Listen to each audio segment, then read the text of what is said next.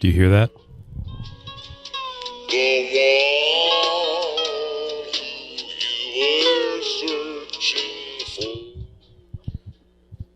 So that's a nightmare. I bought this little suitcase record player at a Goodwill because, you know, you see them around all the time, and it's like, oh, that'd be fun. I got a couple record players, but like something maybe a little bit more portable, can just kind of bring wherever I want to set up because I'm a hipster douchebag. Worked perfectly at the Goodwill. Plugged it in, ran a record on it. Perfect.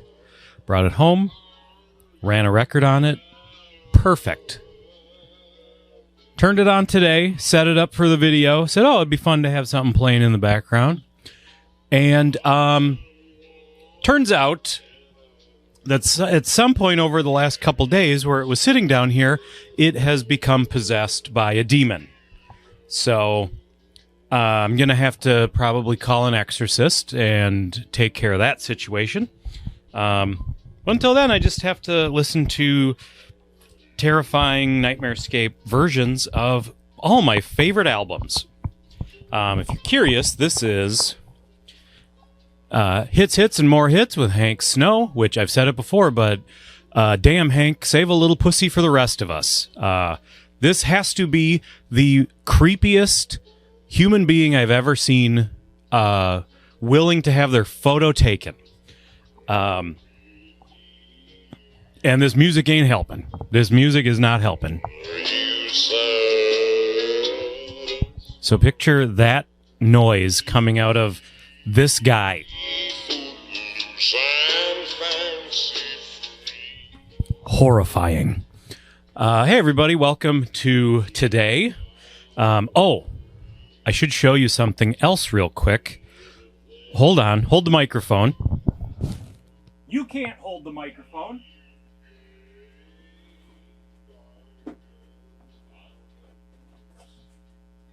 We've got a celebrity guest, and I knocked over a light. Fantastic. Welcome to the Jesse the Body Ventura, I think early 90s, maybe mid 90s, liquor store, Pig's Eye Brewing standee. This is, I found this on Facebook Marketplace. There's kind of a cool story behind it. The person that sold it to me said her husband, his dad, so I guess this lady's father-in-law, ran a bottling company in the Twin Cities in the 80s and 90s. And I don't know if he died. She didn't say, but she just said they were cleaning out, you know, like a warehouse of his stuff from those days and found at least a few of these. It's never been stood up. Like, it's still like the backing, the stand part is like unfolded. It's never been set up. And one cool thing, too, is she said she had put a couple of these up on Facebook Marketplace, and she had sold one the day before I bought this one. And the person she sold it to said that they play golf with Jesse, and they go up to Jesse's cabin on a fairly regular basis. So this person was going to sneak this into Jesse's cabin and surprise him, hopefully scare him, prank Jesse the Body Ventura with the brother of this cardboard cutout. Well, I said brother, and it made me want to make a Hulk Hogan joke, but I can't. I'm not smart enough or clever enough to think of one right now. So it is kind of cool to think like a standee that was hanging out with this one for decades and decades and decades is probably, as we speak, in Jesse the Body Ventura's personal cabin, you know? But obviously, I'm nostalgic as hell for late 80s, early 90s stuff. for pro wrestling stuff, for Minnesota stuff. The Pig's Eye is, synonymous with growing up. For me, it was everywhere when I was a kid. Minnesota brand. There are still a couple like weird old bars, the Spot down in St. Paul. I believe it is the second oldest dive bar in Minnesota. Still has the Pig's Eye beer sign out front. And I grew up, I always talk about how I grew up next to a video store back in the 80s and 90s. But what I don't always bring up, because it's maybe a little less interesting, next to that video store was the liquor store. And the liquor store was actually, I think, my very first job as a kid. Just not in the liquor store, but they had a backyard. The people lived above the liquor store.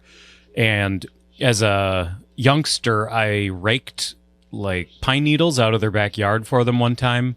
And I think they just paid me in pop from like the pop fridge in the liquor store, if I remember right. I don't think I got money. I could be wrong, but I saw this on the marketplace, couldn't pass it up. And what's super cool about it is, like, I cannot find anything about it online. I can find no reference to it, no picture to it. So regardless of demand, I think you could say this is exceedingly rare. I think the person that sold me this, I think, has had 3. And for all I know, those are the only 3 still left in existence, and they're in basically brand new condition. So that's very, very cool. Okay, Jesse, I'm gonna put you away. You gotta go nappies. Gotta get your nappies. Otherwise, you get cranky and you start suing grieving widows. There's guy said something about me in a book, and then he died, and I sued his widow anyway, just to show, just to be an asshole. Not really. It's like, I get it. It's like someone saying stuff about you. Like, I get it. But maybe drop it when the guy gets murdered.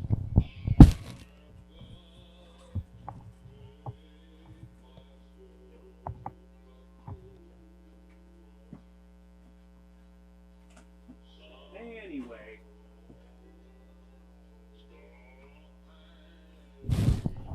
So all of that preamble, just to talk about a little Northern Exposure, ladies and gentlemen. I've been thinking a lot about Northern Exposure. In my last video, I wanted to talk about it, and then I got talking about Strange New Worlds. But I was thinking about it. So, the other day, I had myself a silly seltzer. It was my day off. I'm sitting on the couch watching TV. It's like, what do I watch? Amazon Prime. Hey, there's Northern Exposure. Man, I loved that show back in the day. I have not watched it since it was new. And let's watch a little Northern Exposure. And man, I was 5 minutes into that episode, and it was just like wrapping myself in a warm blanket. It was like coming home. And I forgot. I look back and I go like, well, what did I like about this show when I was a kid? Because I started watching it when I was like 9.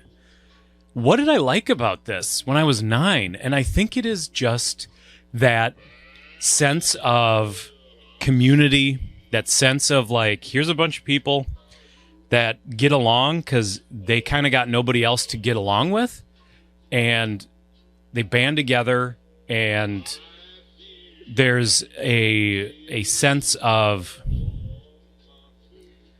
I think respect is the wrong word, but there is like a mix of cultures in the show that everybody sort of rolls their eyes a little bit at everyone else's cultures, but sort of says, well, we get along to get along. But the show sort of presents all of the cultures as correct in their own ways. And I sort of like that, well, the characters are sort of rolling their eyes at each other and going like, oh, that's cute. Like, pat you on the head. You believe that superstition. Isn't that cute? The show, like, the show presents it to us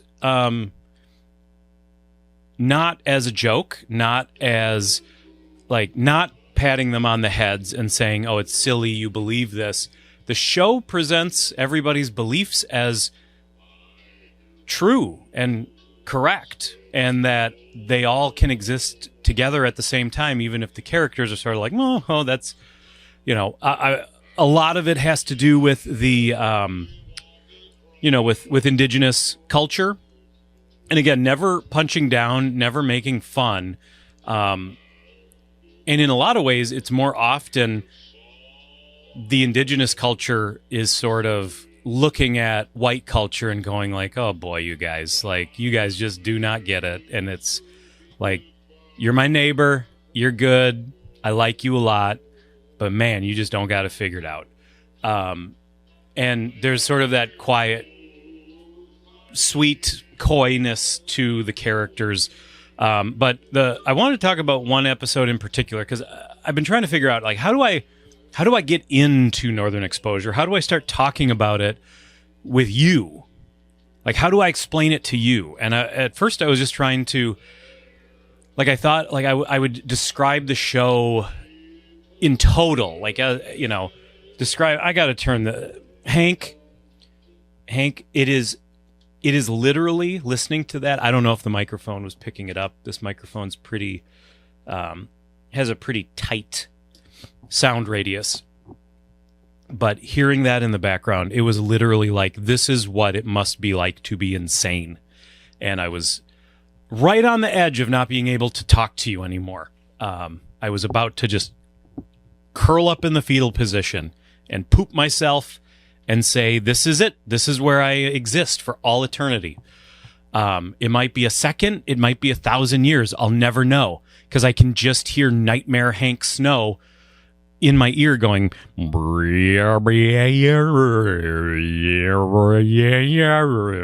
Okay, anyway. I was thinking about a particular episode. So when I sat down, I watched a handful of episodes of Northern Exposure, and one in particular was like, "Oh, this is it. This is why this show is special. This is what I don't get from any other show." And it's been 30 years, and I still look back on it and go like, no show has figured this out. No show gives me this, even after all this time. And it is an episode where Ed is potentially my favorite character. He's young. He is, I think, technically supposed to be half white, half Native American. I was reading stuff on Wikipedia that the actor claims indigenous heritage, but there's some question about that. It doesn't matter for what I'm talking about, but he was raised by a tribe. I think he was like basically left on the doorstep, like classic baby left on the doorstep, but instead of a nunnery, it was, on the doorstep of this tribe. And so he was raised by this tribe. He doesn't know his parents, and this episode was about him sort of having this moment of like, well, I just want to know everything I can know about my parents. Like, not even like, oh, I need to meet them, or I need to ask them why. Nothing like that. Ed is a very, in many ways, a very innocent character, a very, simple is the wrong word. But he takes everything very much at face value. He is just a good soul. He's younger. He's kind of the youngest main character on the show. And he's also obsessed with old movies, which is something that now, rewatching the show, I really enjoy. He's just constantly talking about, Casablanca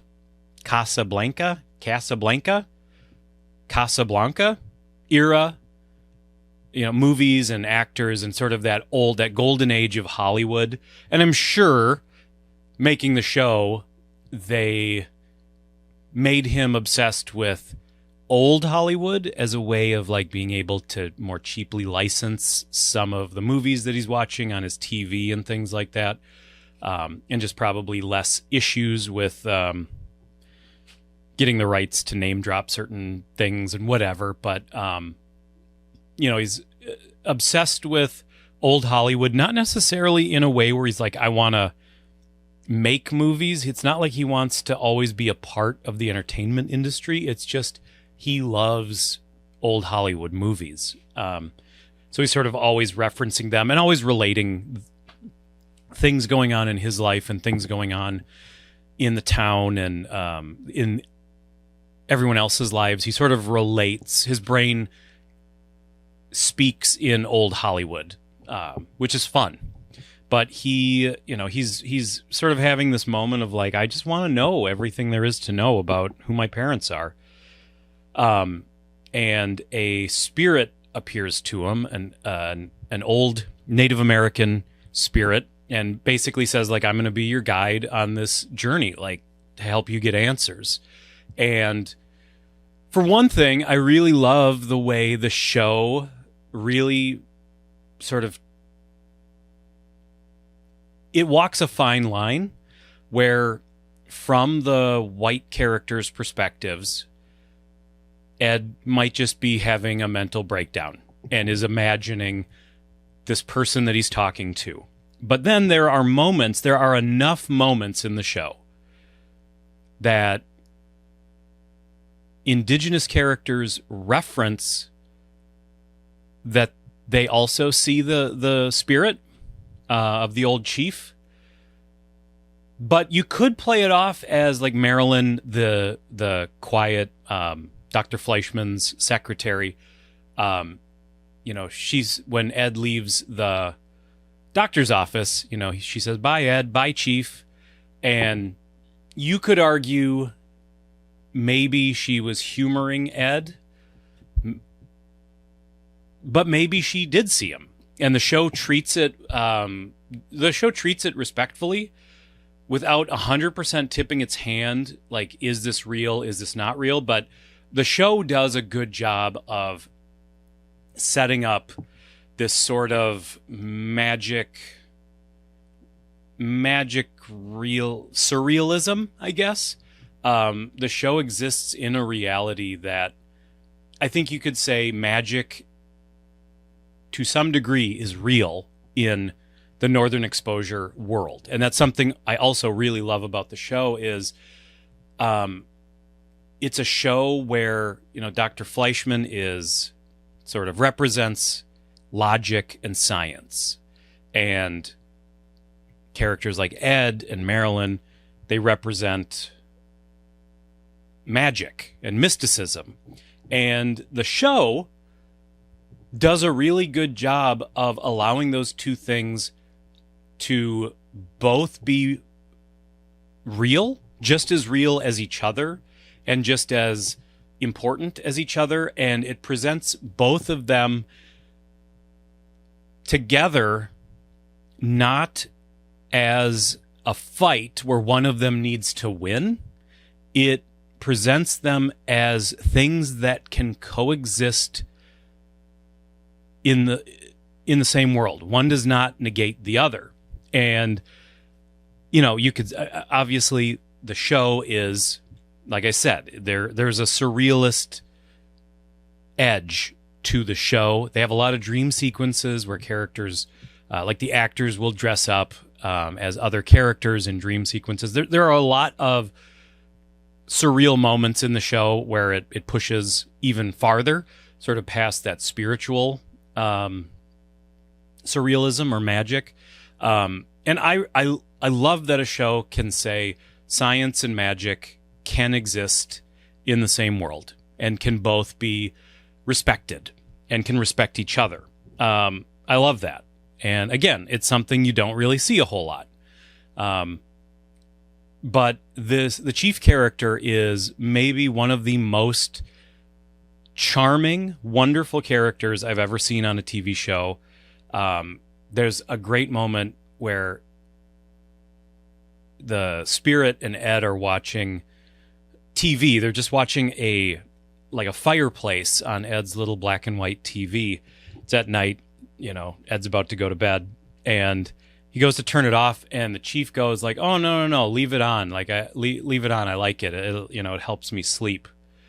And Ed goes, you sleep? Like, do spirits sleep?" And the chief goes, "Well, no, I just lay down and close my eyes, but it's a hard habit to break." And he just says, he's so charming. I just love it. And what's funny about the episode is they don't really even figure anything out about Ed's parents. It's all about the journey. And it reminds me, I saw a little webcomic that I really liked, and it said, it was like, whatever, a fox and a turtle. And, one asks the other, like, what's most important, the journey or the destination? And the other one says, the company. And that's what this show is. Like, in a nutshell, it's not even about the journey. It's not even about the destination. It's just about the company you kept along the way. And it's like the real treasure was the friends we made along the way. Like, nothing could be more true. And coming back to Northern Exposure that's what it has been. It's been like, oh my God, like this is a world that I want to be a part of. This is a place that is comforting and comfortable and kind and special. Like, I'm really surprised. I remember this show being like very front and center kind of in the pop culture conversation at the time. Again, I was like 9, 10, 11, 12, 13, whatever, during the run of the show. But I remember it being around a lot. And now nobody talks about it. I know that I can't think Rob Morrow, and I can't think of Maggie's real name at the moment. Janine Turner might be what her name is. Might not. I forget. But I know they've started up a Northern Exposure rewatch podcast. But it just feels like, man, nobody talks about this show anymore, and they really should. So I think this is going to be my plan for the occasional Northern Exposure conversation. Might be more occasional or less occasional depending on how I feel, but I think I'm just gonna talk about episodes that I got something to talk about as they present themselves to me. And if you've never watched it, first of all, I guess if you've never watched it, I'll just say very quickly, it's about a New York doctor, fish out of water, ends up in a tiny rural, wilderness, Alaskan town of Sicily, Alaska, 180 residents. And it's sort of about, this big city, fast-talking doctor coming to this, dumpy little wilderness town.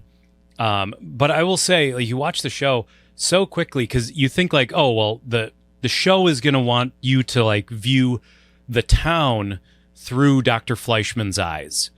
But I find very quickly it's more I am viewing Joel through the town's eyes and through all the quirky characters. It's got a very, in a way, not in a strong way, but on paper it has some similarities to something like Twin Peaks. It's a very small town filled with very eccentric characters who are all very different from each other. But again, I think that's what I love about that sense of community is it's not just they're not a community because they all think the same. There are very conservative, bigoted characters. There are obviously, a lot of indigenous characters. There's really sort of all these different colors and stripes of people, and it is not like, it's not the fact that they're all the same that pulls them together. It's that sense of like, we're what we got. So we got to be a family. We got to be a community out here. Like, there's just no other way to survive. That kind of wilderness mentality. But yeah, anyway, if you haven't watched it, start watching it. First season, it's a shorter season. It's a little, I don't think the first season is as good. I think you get a lot of good character moments. You meet all the characters. So I think it's important. It lays a foundation. But with a lot of shows, the first season is really the show figuring itself out. Season 2, it's formed. Like the world is fully formed, and I think season 2 forward, it's just a phenomenal show. So look forward to me talking more about that. And obviously, I got to start talking about Beverly Hills 90210. I got to start talking about Strange New Worlds. I gotta go see that Fantastic Four movie one of these days. I think I might I might skip Superman. I do kind of want to go see it because I do want to see a Superman on the big screen. It's been a while. But I don't know if I'm going to make it. But I should for sure see Fantastic Four before it leaves theaters. But so you might be hearing me talk about that. Yeah, I will stop rambling and I will let you go. If you've made it this far, my God, hit that subscribe button. For the love of God and all that is sacred, please hit that subscribe button. If you've already hit it, don't hit it again, because that'll unsubscribe. That's the opposite of what I want. Bye.